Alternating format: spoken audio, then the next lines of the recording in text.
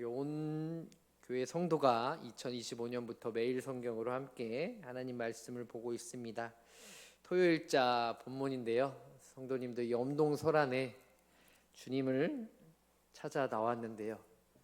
하필 여호수아 8장 전쟁 이야기입니다. 또 우리가 유일하게 또 전쟁이 일어나고 있는 시대를 살고 있는 세대이지 않습니까? 성도님들, 이 추위 속에 어떤 하나님의 음성을 듣고자 강추위를 무릅쓰고 오셨습니까? 최근 지인 장례식장에 갔는데요, 이 독감이 너무나 심해가지고요, 연세 드신 분들이 코로나 때처럼 많이 돌아가신다고 합니다. 지인분도 큰 병원의 장례식장을 치르지 못하고 어디 서울 변두리에 조그만 장례식장을 구하면서 저에게 하소연을 했는데요. 마치 이 강추위 속에 우리의 마음도 움츠러들진 않았는지 돌아봅니다. 오늘 하나님의 말씀을 통해 우리가 생각하는 것과는 다르게 하나님이 우리 교회 공동체에게 어떠한 말씀을 주시는지, 또한 말씀을 대독하는 제가 하나님의 말씀을 잘 증거할 수 있도록 성령으로 함께 해주시길 간절히 간구합니다. 오늘 1절에 보니까요, 여호수아에게 하나님이 임재하십니다. 강력한 임재입니다. 태초에 하나님이 천지를 창조하시고 하나님이 말씀으로 이르시되라고 하지 않습니까? 뜻하지 않은 전쟁의 패배에 낙심하고 낙담해 있는 여호수아에게 나타납니다. 우리 성도들도 신앙생활 하면서 뜻하지 않은 실패와 낙담의 순간이 있지 않습니까? 특별히 오늘 예기치 않게 또 2명의 청년들이 나와서 예배를 드리고 있는데요, 또 청년 세대, 우울 세대라고 할 정도로 희망의 고문을 당한다듯이 M4 세대라고 하죠. 희망이 없는 세대로서 깊은 또 우울증을 많이 달고 있는 청년 세대라고 합니다. 청년의 문제입니까? 우리 장년 성도들도 강추위와 또 여러 가지 정치적인 상황 속에서 큰 시름을 앓고 있습니다. 그런 여호수아에게, 낙담해 있는 여호수아에게 하나님이 신현으로 역사하십니다. 그리고 뭐라고 말하십니까? 두려워하지 말라, 놀라지 말라. 큐티하고 계십니까? 아니면 큐티책만 사놓고 지금 펴보지도 않으셨습니까? 큐티책을 딱 열면 주님이 1장에 여호수아에게 나타납니다. 왜 나타날까요? 나타나서 또 이런 말씀을 하셔요.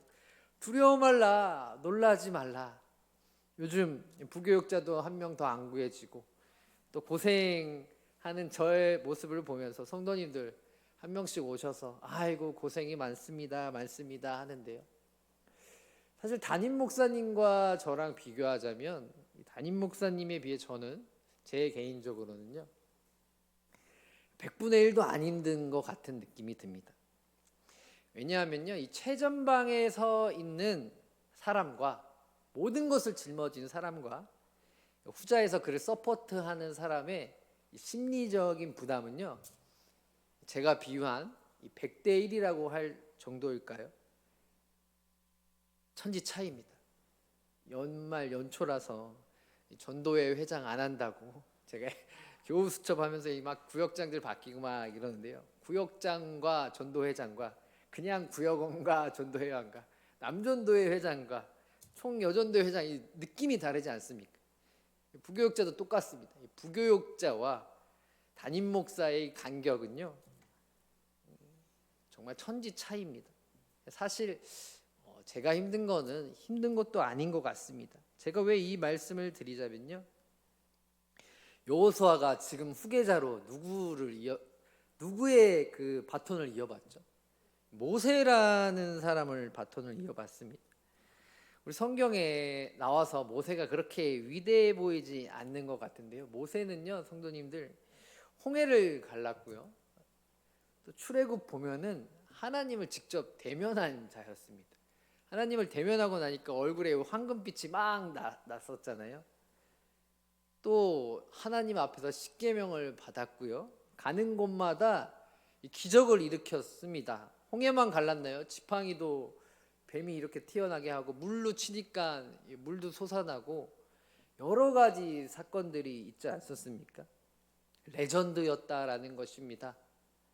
그런 막강한 시대의 아이콘인 모세의 뒤를 이어 리더십을 전수받았으니 얼마나 마음이 두려웠겠습니까? 사역자들도 똑같아요. 전도회 회장님들, 구역장도 똑같지 않습니까? 이어받았는데 전도회 앞에 구역장이, 전도회장이 너무 잘했어요. 또 다른 부교역자가 너무 잘했어요. 그러면 사실 부담이 됩니다. 근데 모세와 여호수아는요, 천지 차이였다라는 거죠. 그런 일장에 두려워하는 모세에게 하나님이 나타나서 두려워 말라, 놀라지 말라, 해도 되고 안 해도 되는 게 아니라 명령이죠. 왜요? 하나님이 함께 하시니까 두려워하지 말라, 놀라지 말라고 하십니다.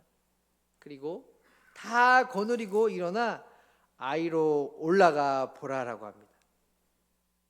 하나님이 실패한 이 아이성 전투에서 다 넘겨주겠다라고 합니다. 문법 용어로는 완료형인데요, 아직 전쟁도 하지 않았는데 하나님께서 약속하신 겁니다. 다 넘겨주겠다고 합니다. 여호수아서를 보면요, 전쟁의 내용이 많은 것처럼 믿지 않는 사람들에게는 윤리적인 문제를 도전하고 있습니다. 아니, 하나님을 믿는 사람이 십자군 전쟁도 아니고 남의 땅인 가나안 땅에 들어가서 이 정복 전쟁, 칼로 다 학살하다니 그게 과연 성경에 나올 만한 이야기입니까? 라고 하지만, 이 하나님께서 주신 이 여호수아의 이 영적 전쟁 전투는요, 단순히 땅 따먹기가 아닌 하나님께서 자신의 백성을 택해서 자신이 주라고 한 약속의 땅을 성취하는 과정입니다. 하나님이 언급한 명령, 약속, 언약을 성취하는 언약적 개념에서 바라봐야 한다는 것입니다. 성도님들, 두려워하고 계십니까? 또는 실패와 낙담의 순간에 계십니까? 2025년 새해가 밝았는데 희망보다는 강한 추위 때문에 심리적까지 위축되어 있습니까? 오늘 잠깐 그리심 찬양 인도하기 전 기도 가운데 한 권사님께서 박미숙 권사님, 이 암투병하고 있는 박미숙 권사님의 상황을 오늘 새벽에 담임 목사님이 가볍게 정보를 전한 것보다 굉장히 디테일하고 구체적으로 설명을 해 주셨습니다. 담임 목사님께서는 새벽에 박미숙 권사님께서 예전과는 다르게 수술을 진행하지 못했습니다. 그 이유는 상황이 더 심각하기 때문입니다. 항암 치료를 할 예정이니 기도 부탁드립니다 라고 이렇게 정리해 주셨는데요, 또 지인이었는지 한 권사님께서 박미숙 권사님의 이 암 투병의 상황을 굉장히 구체적으로 이야기해 주셨습니다. 수술하려고 이 몸을 개복했는데요, 이 암세포가 거의 그 말기 환자의 그 암세포처럼 크게 확장이 되어서 개복을 했다가 다시 닫은 상황이라고 합니다. 그만큼 상황이 심각하다라는 거죠. 그러면서 제가 오늘 이 말씀을 전하면서 분명 우리 성도들에게도 두려워하지 말라, 놀라지 말라, 여호수아에게 나타난 것처럼 말한 하나님의 음성도 있지만, 지금 병상에 누워있는 박미숙 권사님께도 하시는 말씀이지 않을까. 현대의학으로 해결되지 않는 그런 상황 속에서 하나님이 여호수아에게 시전한 것처럼 두려워하지 말라, 놀라지 말라, 내가 그 땅을 내 손에 넘겨주었다라는 말씀이 우리 금성의 금요 철야 예배를 드리는 성도들에게, 또 병상에 누워있는 박미숙 권사님에게 있길 축복합니다. 2절에 이어서 보니까요, 너는 여리고와 그 왕에게 행한 것 같이 아이와 그 왕에게 행하되 오직 거기서 탈취한 물건과 가축은 스스로 가지라. 너는 아이성 뒤에 복병을 들지니라 하시니라고 하나님께서 말씀하고 있습니다. 자세히 보면요, 좀 의아한 내용을 볼 수 있습니다. 우리 한번 2절 한번 제가 읽었는데 다시 한번 낭독하겠습니다. 시작. 너는 여리고와 그 왕에게 행한 것 같이 아이와 그 왕에게 행하되 오직 거기서 탈취한 물건과 가축은 스스로 가지라. 너는 아이성 뒤에 복병을 들지니라 하시니. 큐티를 잘 하신 분은 이건 뭔가 좀 다른데라고 느꼈을 것이고, 아직까지 펼쳐보지 않고 책상 위에 있거나 아직 구역 교회가 다니는 가방에 있는 성도님들은 신선한데 이게 무슨 말씀이지? 새롭다. 날마다 주의 은혜는 새롭구나라고 하실 수도 있지만, 하나님께서 여리고성을 취하라고 할 때는요, 전리품을 취하지 말라고 하셨습니다. 근데 7장에 전장에 누가 전리품을 취하죠? 그쵸, 아간이라는 자가 전리품을 취합니다. 시날산의 외투와 금 얼마, 은 얼마를 했다는데요. 인터넷 찾아보니까 한국 돈 시가로 300억 정도라고 합니다. 욕심이 있으면 누구나 탐낼 수 있죠. 근데 아간의 족보가 나오는데요. 아간의 족보가요, 유다 지파 세라의 자손이래요. 유다 지파 혹시 야곱의 12아들 중에 지파였는데요. 유다가 어떤 사람인지 아시죠? 우리 메시아 되시는 예수님이 유다 지파에서 났습니다. 명문 지파요. 금수저였다라는 겁니다. 가문에 상관없이 이런 명문 지파의 아간도 탐욕에 못 이겨 하나님께 죄를 짓고, 오늘 본문 8장 뒤에 있는 7장에서 하나님의 심판으로 가족 전체가 몰살당하는 끔찍한 상황을 겪는데요. 특이하게 아이성 전투에서는요, 하나님께서 2절 중반절에 탈취한 물건과 가축은 스스로 가지라라고 합니다. 무엇을 뜻할까요? 우리 앞으로 계속 전쟁 이야기를 보면요, 유다 지파에게는요 29개의 성을 함락하게 하고요, 또 거기에 있는 전리품들을 다 취하게 합니다. 아간이 한순간의 탐욕을 절제하고 하나님의 때를 기다렸다면 그 다른 어떤 지파보다도 유다 지파에 속한 아간은요 많은 전리품을 얻었을 거예요.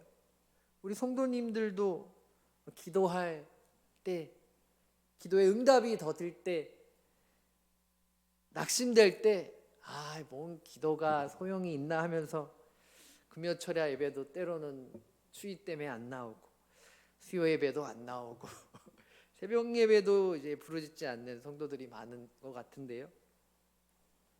하나님의 타이밍이 있다라는 것입니다. 할렐루야.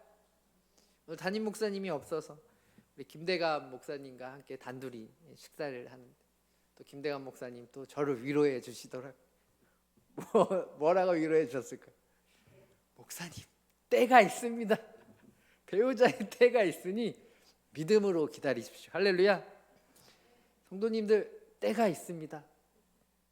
하나님의 타이밍이 되면요 반드시 하나님은 약속의 땅을 점령하게 하신 것처럼, 또 예수님을 보내주신 것처럼 우리의 때에 맞게 하나님께서 응답하실 테니까요, 하나님께 부르짖는 그 인내의 기도를 손을 놓지 않길 축복합니다. 우리 3절 한번 이어서 같이 읽어보겠습니다. 시작. 이에 여호수아가 일어나서 군사와 함께 아이로 올라가려 하여 용사 3만 명을 뽑아 밤에 보내며. 아멘. 3절에 보면요 여호수아가 일어납니다. 그리고 군사와 함께 아이로 올라간다고 합니다. 히브리어 용어로 원문적으로 봐서는 일어나서 올라가며 이러한 표현이 수사적 표현으로 이 전쟁에 준비한다는 이 준비태세를 나타내고 있는데요. 여기서보다 더 중요한 단어적 주의는요, 바로 저는 용사 3만 명을 뽑아 밤에 보냈다라는 것입니다. 오늘 의도치 않게 자꾸 제가 큐티 아나 성도들에게 혼을 내는 것 같은데요. 혹시 7장에 보면은 아이성 첫 번째 전쟁을 할 때 용사 몇 명을 꾸려서 보내는지 다들 아실 거라 믿습니다. 한 2, 3천 명을 보냅니다. 근데 패배 후에 여호수아는요, 하나님께 옷을 찢고 간절히 회개하죠. 그리고 이 회개의 기도를 통해 전쟁의 패배가 아간의 범죄였다라고 지적을 받은 후에 하나님께서 명령하시고 용사 3만 명을 뽑습니다.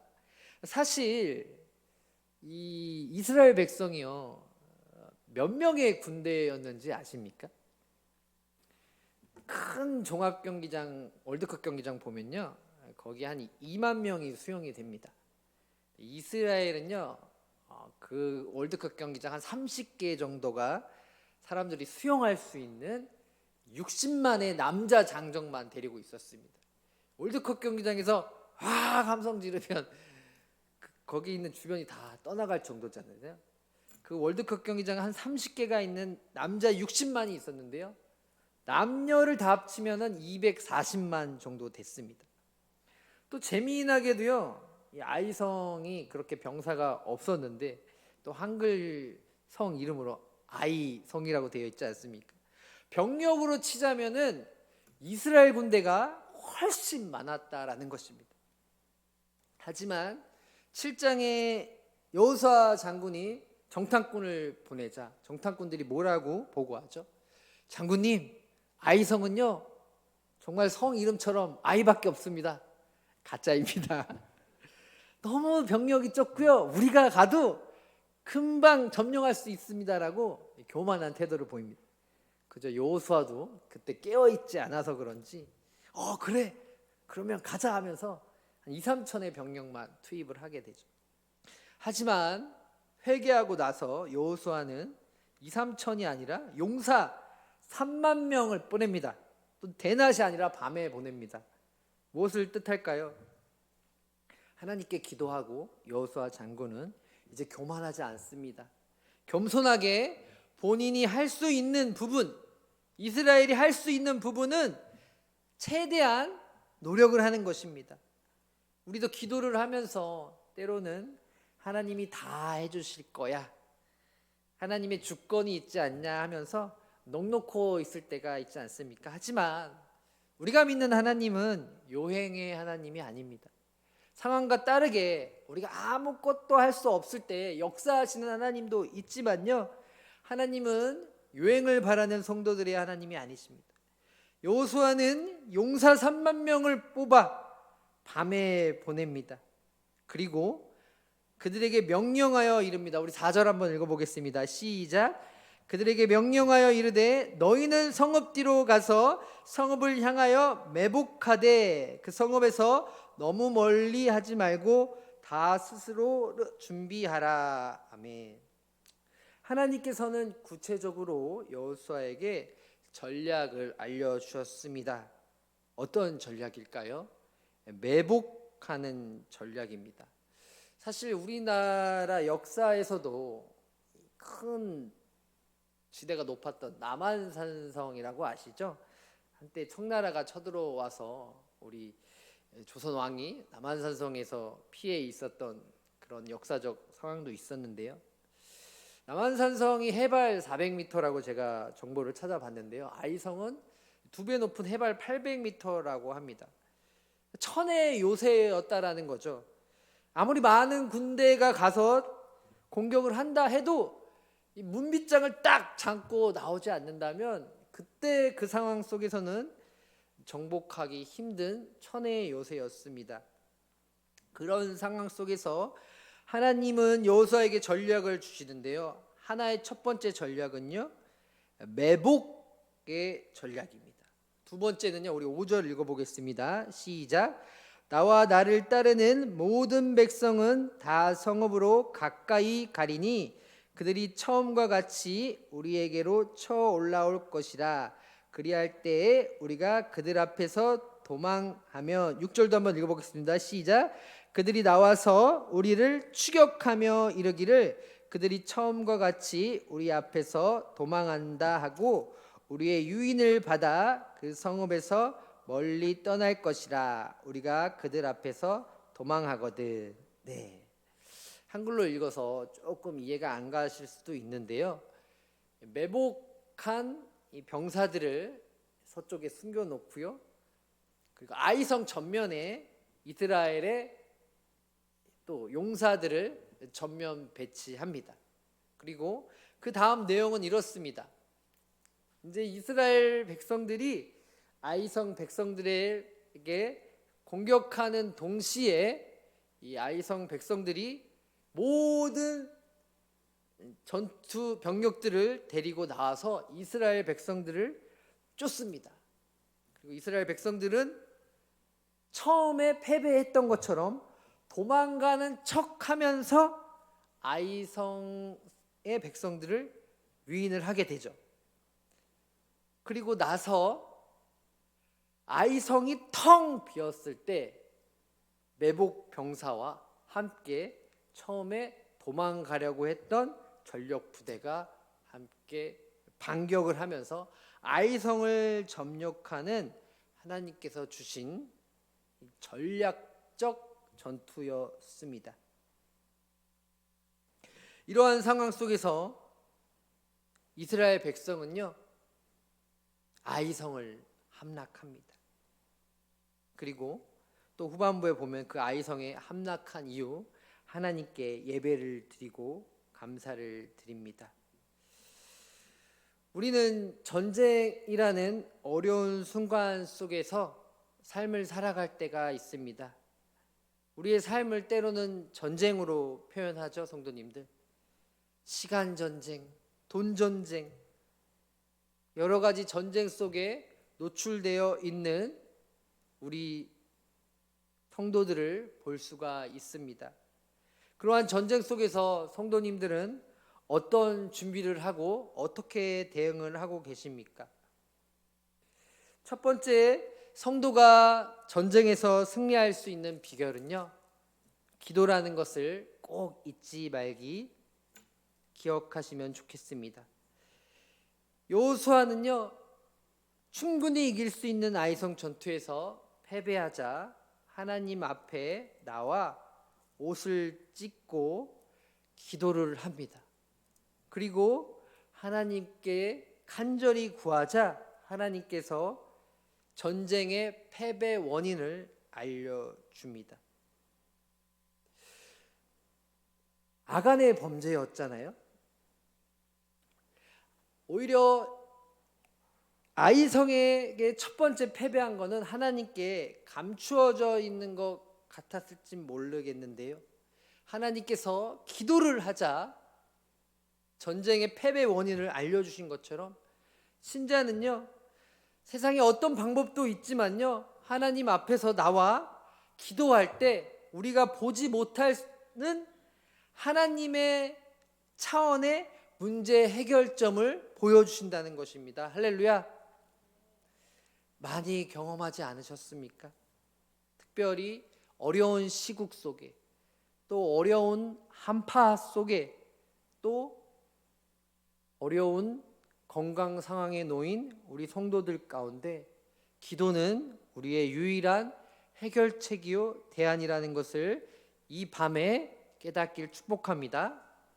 두 번째로는요, 아간의 범죄였잖아요. 우리 현대 전쟁에서는요, 전쟁에 이기기 위해서 최첨단 무기를 도입하는 게 지금 현대 추세라고 합니다. 다음 달이면 우크라이나가 러시아를 맞춰서 전쟁한 지가 3년째 된다고 합니다. 세계 2위 강국인 러시아가 한 달이면 끝낼 수 있는 우크라이나 전쟁에서 3년까지 이렇게 길게 이어온 거는요, 젤렌스키 대통령의 지혜로운 판단이었다고 합니다. 500만이나 있는 방산업체에 의뢰한 것이 아니라 최첨단 AI 무기로 준비된 팔란티어라는 회사에 의뢰하면서 러시아라는 강대국을 맞섰다고 합니다. 팔란티어 사장은 우크라이나 대통령 젤렌스키에게 다윗이 골리앗을 이길 수 있는 방법으로 최첨단 무기를 소개해 주었습니다. 하지만 신자가 이길 수 있는 방법은요, 준비된 건강과 준비된 돈과 사람의 지혜와 군마와 병거가 아닌 아간의 범죄를 통한 신자의 거룩과 성결임을 알 수 있습니다. 능력이 없다라고 한국교회를 비판하고 있습니다. 때로는 광화문 안에서 외치고 있는 한국교회의 성도들을 보며 손가락질하는 대한민국의 국민들을 봅니다. 이 모든 것을 돌아보면 우리가 많은 것을 잃었지만 하나님의 거룩을 잃진 않았는지 오늘 이 아간의 범죄를 통해 돌아봅니다. 분명 우리는 연약하지만 하나님께서는 죄와 공존할 수 없었기에 죄로 물든 인류에게 예수 그리스도라는 구세주를 보내주셨습니다. 성결이 없는, 거룩이 없는 능력은 없습니다. 바울도 디모데전서를 통해 경건의 모양은 있으나 경건의 능력은 없는 세대를 경고하였죠. 저를 보고 한 말인 것 같습니다. 또 이 시대를 살아가는 성도들에게 한 말인 것 같기도 합니다. 우리가 이길 수 있는 능력은 군마와 병거가 아닌 하나님 앞에 있는 거룩과 성결임을 깨닫길 축복합니다. 죄가 있다면 회개하고 하나님 앞에 깨끗함으로 나아가야 합니다. 마지막으로 하나님께서는 여호수아에게 나타나서 구체적인 전략을 지시해 주었습니다. 여호수아는 하나의 토 없이 하나님의 명령을 온전히 다 순종합니다. 혹시 구약의 모세오경에 모세에게 하나님이 하신 말씀을 들어보셨습니까? 너는 이 모든 명령을 다 지켜 행하라. 모세오경을 사실은 율법이라고 합니다. 여호수아에게 나타나 하나님은 너는 빨리 군마와 병거를 준비하라라고 하지 않고 1장에 보면 율법을 다 지켜 행하라고 합니다. 한마디로 총과 칼을 준비하는 대신 너는 율법책을 갖고 와서 책을 읽으라는 것입니다. 이 무슨 뚱딴지 같은 하나님의 전략입니까? 모세오경이 뜻하는 것은요, 책을 읽는다는 외적인 것보다는요, 모세오경을 통해 나와 있는 하나님의 백성인 정체성, 이스라엘 백성이 하나님의 능력과 기적으로 애굽을 탈출하고 하나님께 받은 율법을 갖고 하나님의 백성임을 계속 자각하라는 그 율법을 기억하라는 것입니다. 그러므로 전쟁에서의 싸움은요, 신자의 싸움은 이스라엘 앞에서 전투 주의를 하였던 바로 하나님이시라는 겁니다.